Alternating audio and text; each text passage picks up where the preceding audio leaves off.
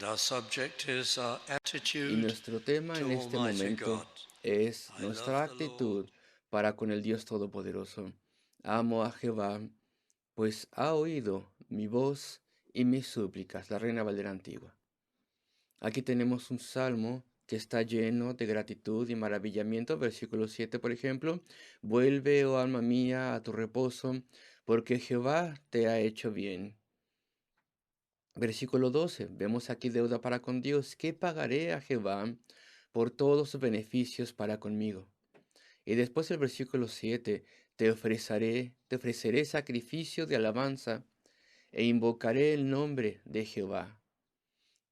Esto tiene que ver al respecto del amor de Dios y la deuda para con Él y la gratitud y la alabanza y la adoración y el deseo de adorar y alabar a Dios. Y voy a ver la primera frase de forma inicial, amo a Jehová. Ahora bien, yo me acuerdo que cuando yo era un adolescente, a través de toda mi adolescencia de hecho, simplemente cuando escuchaba una idea así, simplemente no podía entender cómo alguien podía amar a Dios. Yo no podía entender por qué alguien y cómo alguien podría hacer esto. Porque amar a algo o a alguien que tú no podías ver y que no conocías, eso me parecía algo inconcebible. Uno amaba a una persona, uno ama a una persona, es lo que yo pensaba. O alguna cosa hermosa, o algún concepto tal vez, o alguna causa, algún movimiento. Una experiencia tal vez, yo pensaba así, pero amar a Dios, eso para mí era una cosa que era muy misterioso eso. Era como amar un vacío. ¿Cómo puede uno amar un vacío? Con toda certeza, pensaba yo, eso era solamente un sentimentalismo vacío, el hablar al respecto de amar a Dios. O tal vez alguna técnica religiosa tenía que ser usada, algo místico, para poder tener un sentido de Dios. O tal vez en el caso de muchas personas, tal vez era el resultado de que tenían gran soledad. Y por eso amaban a Dios, a quien no podían ver, ni tampoco podían sentir, ni tampoco podían tocar, ni tampoco podían conocer. Ese es el tipo de cosas que pasaban por mi mente en aquellos días. Amor por Dios. Este era un gran misterio para mí. Tal vez alguna persona que necesitaba solamente un hombro donde pudiera llorar. Tal vez una persona así podía entrar en alguna experiencia donde podía decir que hablaban con Dios y que amaban a Dios. Y la base de todo eso era que desde luego yo nunca había tenido ninguna experiencia de Dios. Por eso pensaba así. Yo nunca había experimentado nada en lo que yo pensaba, es decir, yo evidentemente había experimentado mucho de él, pero yo no lo sabía, yo no lo reconocía más bien, yo no lo valoraba. Entonces no podía entender cómo alguna persona podía amar a Dios. Nunca entendí que en este mundo y en la historia de este mundo, muchísimas personas han amado a Dios, muchísimas personas. Y algunas de las más grandes personas que han vivido han amado a Dios. Y era obvio, tendría que haberlo sabido. Yo, por ejemplo, en aquel entonces sabía un poquito al respecto de la Biblia. Y, por ejemplo, consideramos el salmista. No sabemos si David fue el autor de este salmo, pero pensemos al respecto de David, el rey David, quien escribió la mayoría de los salmos. Si lo juzgamos desde un punto de vista humano y terrenal, él era un hombre extraordinario, un hombre de inmensa fortaleza, un hombre muy sensible también, claro, y un gran poeta. Simplemente si lo juzgamos de forma humana, y evidentemente también era un hermoso, o más bien un gran músico con grandes dones musicales, y también era un inmenso general, quien vivió para guiar como rey de Israel a la nación en aquellos tiempos en el que tuvieron que sufrir muchísimos ataques de las naciones a su alrededor, enemigos, y había tanto por hacer para proteger a la nación. Entonces él tuvo gran éxito, era brillante, juzgado de forma humana en su estrategia militar, sus caminos como gobernador, como un intelectual también en todo sentido, y él amaba a Dios. Nunca se me ocurrió a mí pensar en esto. Esto tendría que haberme puesto a pensar. Y me quedo con los personajes bíblicos, por ejemplo, el apóstol Pablo, otro hombre histórico, el autor bajo la inspiración de Dios de bastante en el Nuevo Testamento. Y consideremos su raciocinio, no solamente O sea, veamos esto solamente de forma humana. Por ejemplo, la epístola de Pablo a los Romanos, allí esa epístola con inmensa hermosura y se remonta muy por encima de cualquier otra cosa, tiene complejidad de, de razonamiento, tiene gran profundidad de raciocinio allí y un hombre así, un gigante intelectual en su día, amó a Dios también. Y le amó de forma ferviente y profunda, de modo que le sirvió a través de tiempos de persecución y dificultad para poder comunicar a Dios a muchísimas personas necesitadas. Esto tendría que haberme puesto a pensar. Algunas personas maravillosas han amado a Dios y aparte de los personajes bíblicos a través de la historia, los siglos de los siglos, ha habido grandes hombres de estado que han sido las personas más brillantes, las personas más grandes. Ellos han sido notados por su amor por Dios. Pero eso a mí no me retó. Yo no pensaba respecto de estas cosas. En mi ignorancia, en mi necedad, yo simplemente me preguntaba cómo alguien podía amar a Dios. Y claro que la respuesta es a través de una experiencia. Y esto es lo que este salmo nos está diciendo. Si nosotros no tenemos amor por Dios, si nunca hemos experimentado a Dios y nunca hemos experimentado su toque, por así decirlo, en nuestra vida y su poder, entonces no le vamos a amar. Y aquí lo tenemos en el Salmo 116, amo a Jehová, pues porque ha oído mi voz y mis súplicas. Ha habido un gran evento, una gran experiencia de Él. Y eso ha hecho una inmensa diferencia. Si esto es lo que ha pasado, bueno, entonces tú entiendes cómo poder amar a Dios. Y antes de esto, de esta experiencia, antes de que esto tome lugar, el amor que es producido por un evento, antes de esto vamos a mirar esto que dice, entonces aquí había una gran necesidad. Vamos a ver cómo este amor que es producido por una intervención inconfundible en nuestra vida. Y antes de que esto pase, antes de que tengamos ese amor, amamos cualquier cosa excepto Dios. Antes de que Dios produzca ese amor por Él. Por ejemplo, amamos este mundo. ¿Tú amas a Dios? Y si la respuesta es no, porque nunca has tenido una experiencia personal de Dios que cambie toda tu actitud para con Él, nunca has venido a amarle, entonces tú de forma inevitable serás alguien que ama este mundo presente, esta sociedad presente, el mundo. Es una cosa sorprendente, el amor por el mundo. Si vemos las noticias en la televisión o en el periódico, cualquier cosa que sea, lo que vemos ahí en general son malas noticias. Porque los noticieros se han dado cuenta en los periódicos que las personas quieren leer solamente malas noticias. Y entonces ahora llenan la mayoría de sus em, páginas con historias que no tienen que ver con noticias, historias de personas y lugares, todo tipo de cosas, y esto es para que las noticias se hagan algo agradable. Las noticias en general son malas noticias. ¿Y por qué malas noticias? Bueno, pues por el estado de la raza humana, debido al estado del corazón humano. Hay guerras, y todo tipo de violencia y horrores y fraude y cosas malas en todas partes, en todo momento, en todo lugar, en lugares sofisticados o lugares sin tanta sofisticación.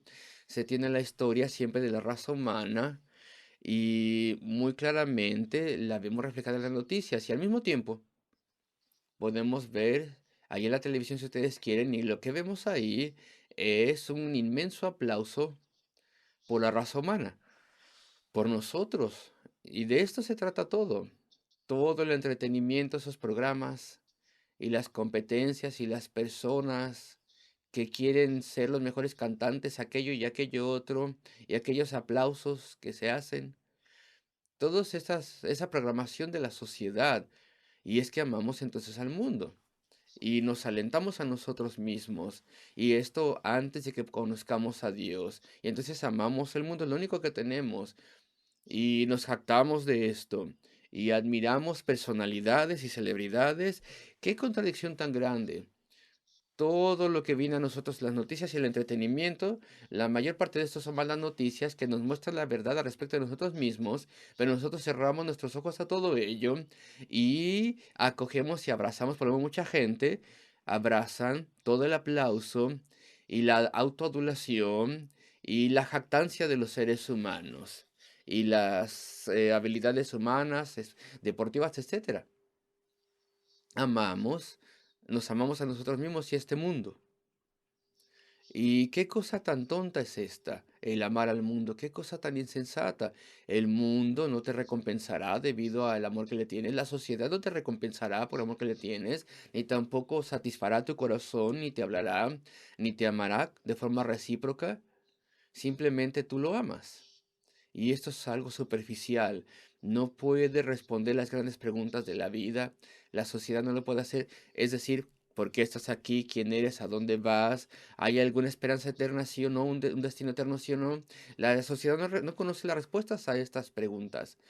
Y antes de tener este evento, de experimentar a Dios y conocerle, así es como somos. Amamos este mundo presente, sus logros, entretenimiento, personalidades, y aplaudimos todas estas cosas.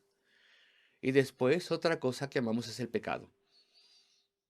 Amamos nuestro pecado, no a Dios, sino a nuestro pecado. Estamos muy esclavizados a nuestro pecado. Cualquiera que sea nuestro pecado favorito nos controla, nos tiene en su poder y no queremos dejarlo a un lado. El pecado nos devora. Yo no quiero deprimirte con una lista larga de pecado en este momento, no. Para ayudarte a identificar tu pecado, tú sabes cuál es tu pecado. Tú sabes qué es lo que haces, que es contrario a los mandamientos de Dios, que es contrario a las cosas que Dios ha publicado, a sus estándares, sus deseos. Tú sabes las cosas en las cuales te metes y cómo te controlan y que tú no quieres dejar eso de un lado y tú vives para ello. Te hacen más vulgar, te esclavizan. Amamos al mundo y amamos el pecado en vez de amar a Dios, el creador de todas las cosas. Y otra cosa que también amamos es a nosotros mismos. No amamos a Dios. Entonces puedes tener certeza que en la mezcla de todas las cosas que amamos, el mundo y el pecado, ahí también va a haber una gran porción de amor propio. El número uno, yo. Nos agradamos a nosotros mismos y puedes agradarte a ti mismo de dos formas. Ya sea que quieras salirte con la tuya siempre o quieras hacer las cosas para agradarte a ti mismo. Y eso es lo que hacemos siempre. Queremos agradarnos a nosotros. Quiero agradarme yo, quiero asegurarme que en los meses y semanas venideras yo voy a disfrutar las cosas y tener placer, porque nos amamos a nosotros mismos. Y entonces tenemos que asegurarnos de que todo eso tome lugar. Nos hablamos a nosotros mismos jactándonos antes de que podamos tener un encuentro de Dios. Nos amamos a nosotros mismos. Nos preocupamos mucho de lo que la gente pensará de nosotros. Verdaderamente queremos tener aplauso, aprobación, alabanza de otra gente, de otras personas. Incluso fingiremos cosas si fuera necesario. Somos nuestro propio Dios. Prácticamente nos adoramos a nosotros mismos en vez de adorar a Dios. Defendemos y justificamos todo lo que hacemos, nuestras cosas que hacemos mal. Pensamos que nosotros estamos bastante bien porque nos amamos a nosotros mismos. Y tú sabes cómo es en la vida. Una persona puede hacer algo y encontramos que eso es ofensivo. Y otra persona a quien a ti te cae bien esa persona hace lo mismo y a ti no te preocupa. Tú muestras un trato preferencial y así lo hacemos con nosotros mismos. Tenemos un punto de vista muy alto de nosotros mismos y justificamos las cosas que hacemos y nuestras faltas y pecados. Tal vez admitimos algunas cosas, sí, me equivoco aquí y allá, pero no lo hacemos mucho. Más bien nos amamos demasiado como para hacer algo así. ¿Qué estado tan terrible es este? Amamos al mundo antes de la conversión, el pecado también, y nosotros mismos, e incluso aquellas personas que logran muchas cosas y ellos logran transmitir una modestia, dentro de ellos hay un gran amor propio, y esto es ofensivo a Dios. Pero estas son las cosas que amamos antes de la conversión. ¿Y qué dice aquí el salmista? Amo a Jehová, pues ha oído mi voz y mis súplicas. ¿Qué es lo que pasó? ¿Qué es lo que trajo a este salmista que no se nombra aquí? Tal vez el rey David. pero no podemos tener plena certeza, porque el salmo no se acredita a nadie en este caso. ¿Qué es lo que hizo que el salmista por fin amase a Dios, a Jehová? Antes de este evento, cualquier cosa que haya sido, él no podía verlo. ¿Qué es lo que pasó? Bueno, aquí el salmo nos lo dice, versículo 3 y 4. Rodeáronme los dolores de la muerte, me rodearon los dolores de la muerte, me encontraron las angustias del sepulcro. Angustia y dolor había yo hallado. Entonces invoqué el nombre de Jehová, diciendo, libra ahora, oh Jehová, mi alma. Eso fue lo primero. El salmista tuvo una inmensa necesidad y eso lo sacudió y eso lo trajo a venir a amar a Dios. Aquí no está orando por riquezas, ni tampoco pide fama, ni aplauso tampoco, sino que más bien está orando o ha orado por ser librado, versículo 4. Entonces invoqué el nombre de Jehová diciendo, libra ahora, oh Jehová, mi alma. Te ruego que libres mi alma. Está orando ahí por primera vez. ¿Y qué es lo que está diciendo? Tal vez estaba muy enfermo. Pues probablemente el lenguaje sugiere esto, el lenguaje que utiliza aquí. Estaba tal vez a punto de morir. De modo que él creyó y los que lo rodeaban creían que tal vez moriría. Y en aquel momento le sacudió hasta lo más profundo de su ser. ¿Para qué es la vida? Hay un Dios, de repente se dio cuenta de eso. ¿Cómo puedo enfrentar a este Dios? ¿Qué es lo que será de mí? ¿Acaso hay vida después de la muerte? ¿Me desapareceré? ¿O más bien seré salvo? Algo le sacudió. Y en vez de estar muy ocupado amando al mundo, y su pecado, y asimismo, más bien, esta situación le hizo pensar, ¿qué es lo que me está pasando? ¿A dónde voy?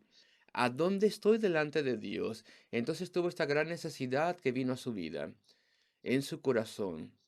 Y es por esto que ahora ama a Jehová, porque estaba a punto de morir, y clamó a Dios, y oró, pidiendo ser librado.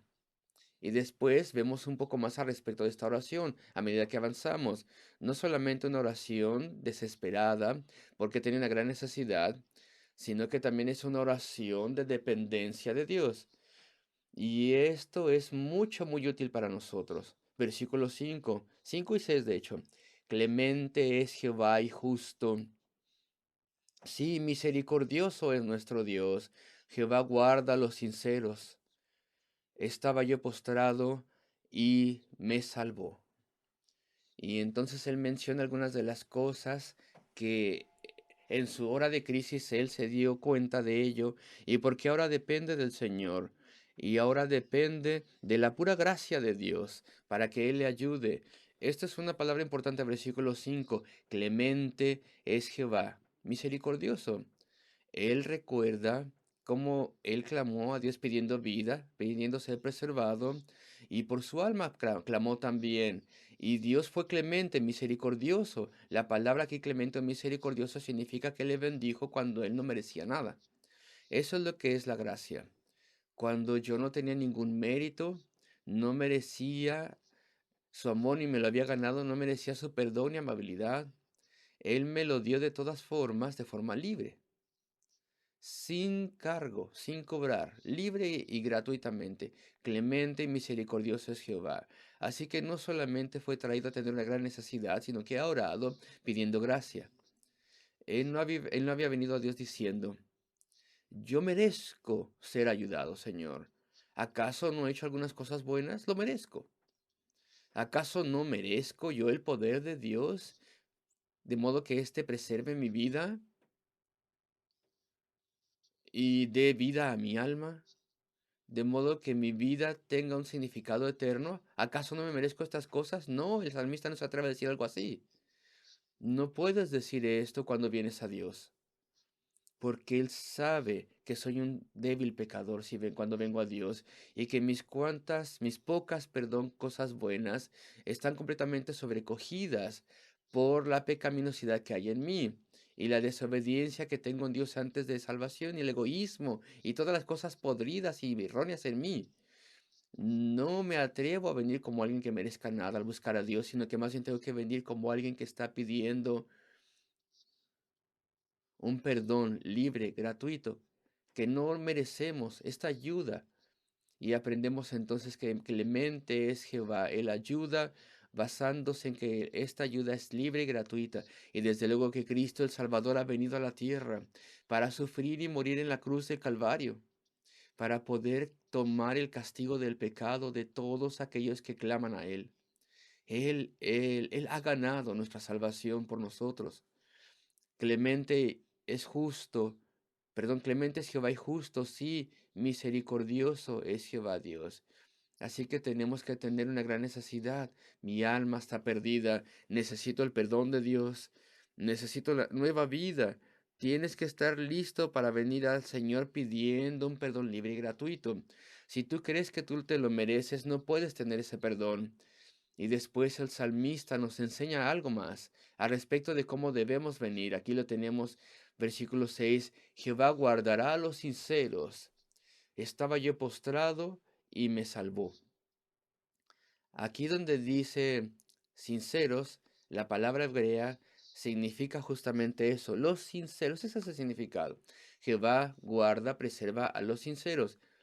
Y está hablando aquí de que se tiene un enfoque simple, no hay condiciones, no me jacto de nada. El Señor escucha las oraciones de las personas que vienen a Él y dicen, yo soy un pecador, Señor.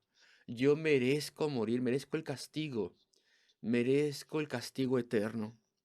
No tengo nada que traer delante de ti, no hay ningún pago que pueda ofrecer, Señor, en tu misericordia y gracia, debido a lo que Cristo ha hecho en la cruz del Calvario. Por pecadores como yo, perdóname y límpiame y renueva mi alma. El Señor preserva a los sinceros. Estaba yo postrado y me salvó. Puedes venir a Él si estás postrado. Nada traigo en mi mano, simplemente a tu cruz me aferro, a tu cruz me aferro. Y después nos dice un poco más al respecto de su oración, versículo 8. Pues tú has librado mi alma de la muerte, mis ojos de lágrimas y mis pies de desbarrar o tropezar. Esto es bien específico. Cuando él ora, dice, Señor, libra mi alma de la muerte, y podemos decir muerte eterna y castigo. Tú has librado mi alma de la muerte, mis ojos de lágrimas. Oh Señor, líbrame de la miseria que es mía. Si yo sigo viviendo como un esclavo de este mundo, creyendo sus mentiras, adorando sus lugares de entretenimiento, intentando levantar mi vida y vivir con un propósito y significado sin ti, líbrame de la miseria. Libra mis pies de tropezar y caer. Yo ya sé que si la conversión, sin una nueva vida y la ayuda de Dios, entonces empeoraré más y más. Mi pecado empeorará más y más estaré esclavizado al pecado, a mis peores pecados. Seré una falla moral por completo. Y entonces la oración fue muy específica. Él pidió vida para su alma, gozo y paz en vez de miseria, y fortaleza para no tropezar. Todo está aquí en el versículo 8. La naturaleza de la oración. Fue una oración con fe. Lo vemos en el versículo 10. Creí. Por tanto hablé, estando afligido en gran manera.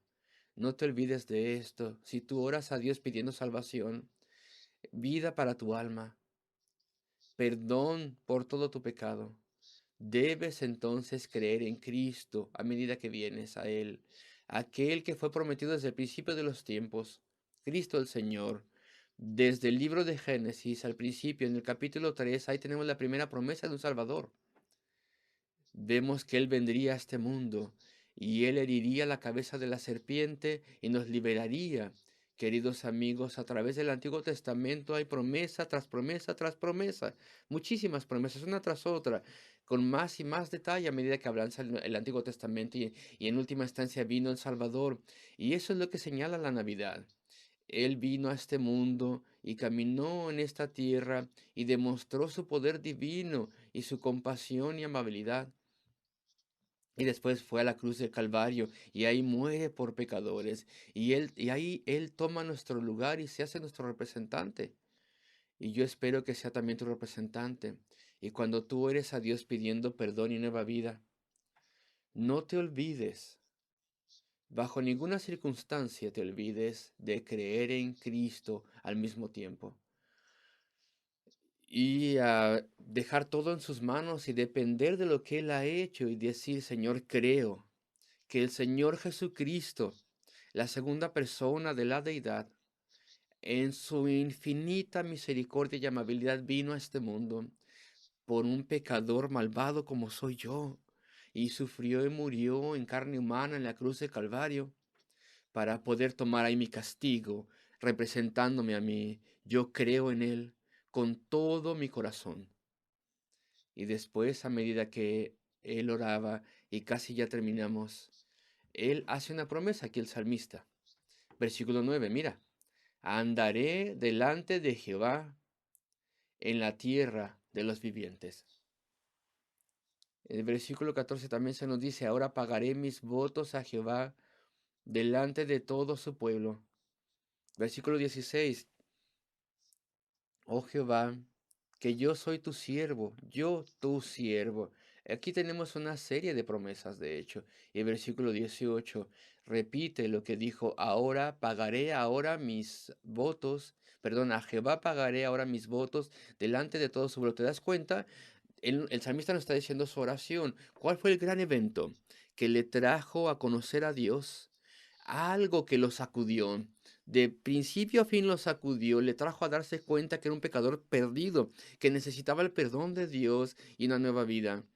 Entonces vino a Dios, dependiendo de la misericordia y la amabilidad de Dios, solamente de eso. No sintiendo que merecía nada, creyéndolo, no, sino que oró de forma específica por perdón para su alma, para tener vida en su alma, reconciliación con el Dios Todopoderoso. Él creyó a medida que él vino al Señor y nosotros tenemos que creer en Cristo. Y él entregó su vida. Señor, soy tu siervo. Te serviré el resto de mis días. Estas, estos eran los elementos de su oración pidiendo conversión, pidiendo cambio. Y después veamos la certeza que él recibe, porque él tuvo una verdadera experiencia de Dios como resultado de esto. Lo hemos leído varias veces ya en el versículo 1. Amo a Jehová, pues ha oído mi voz y mis súplicas. Si fueron, que si es que tenía una terrible enfermedad, evidentemente mejoró, pero lo más importante para él es que su alma estaba a salvo, había sido salvada, sus pecados habían sido perdonados y estaba ya camino al cielo. Después versículo 7. Vuelve, oh alma mía, a tu reposo, porque Jehová te ha hecho bien. Él descubrió que podía orar a Dios y recibir respuestas a sus oraciones. Él descubrió que tenía una nueva naturaleza, que Dios le había dado una nueva vida, un nuevo comportamiento. Todas las cosas habían sido hechas nuevas. Él tenía certeza, de hecho, versículo 12, ¿qué pagaré a Jehová por todos sus beneficios para conmigo? ¿Qué daré al Señor? He tenido una gran bendición, con toda certeza he sido ayudado y cambiado, sin lugar a dudas. ¿Cómo entonces puedo pagarle al Señor? ¿Qué le puedo dar por lo que he recibido? ¿Qué le puedo recompensar? Es imposible, no puedo hacer nada. Versículo 17. ¿Qué dice entonces aquí? Te ofreceré sacrificio de alabanza e invocaré el nombre de Jehová. Y versículo 19. En los atrios de la casa de Jehová, en medio de ti, oh Jerusalén, aleluya, alabad al Señor. Tiene certeza de que ha conocido a Dios. El evento ha tomado lugar. Este suceso ha sido salvo, ha tenido la conversión de su alma. Su alma ha sido renovada y ahora camina con Dios y le conoce y prueba su fidelidad. No puede tocar a Dios. No puede ver a Dios. Pero la evidencia es tan poderosa que es mucho mejor que si pudiera ver a Dios, porque sus oraciones son respondidas y su vida es cambiada y su corazón ha sido renovado. Estas cosas son ciertísimas, son definitivas. Y fue todo esto a través de esta oración. Millones de personas, incluso en este mundo presente, aman a Dios. por la misma razón.